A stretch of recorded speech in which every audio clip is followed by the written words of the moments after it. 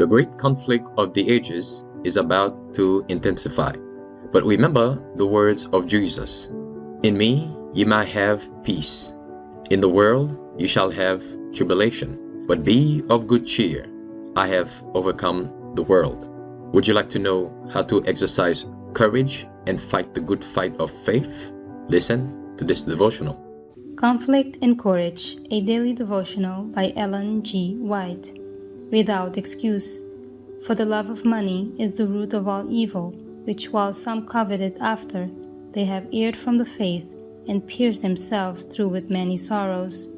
1 Timothy 6, verse 10. How tenderly the Savior dealt with him who was to be his betrayer.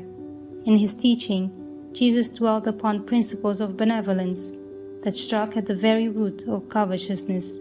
He presented before Judas the heinous character of greed, and many a time the disciple realized that his character had been portrayed and his sin pointed out. But he would not confess and forsake his unrighteousness. He was self-sufficient, and instead of resisting temptation, he continued to follow his fraudulent practices. Jesus dealt him no sharp rebuke for his covetousness, but with divine patience bore with this erring man, even while giving him evidence that he read his heart as an open book.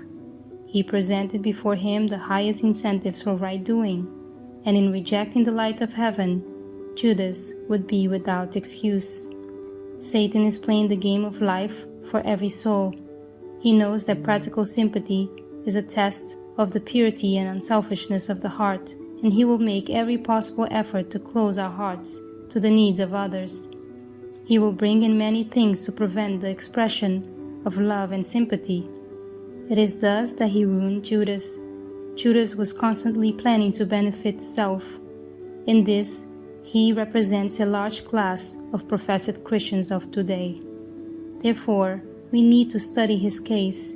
We are as near to Christ as he was.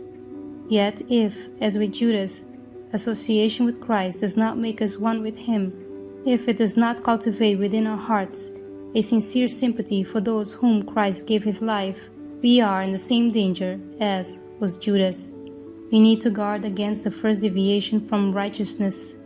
For one transgression, one neglect to manifest the Spirit of Christ, opens the way for another, and still another, until the mind is overmastered by the principles of the enemy.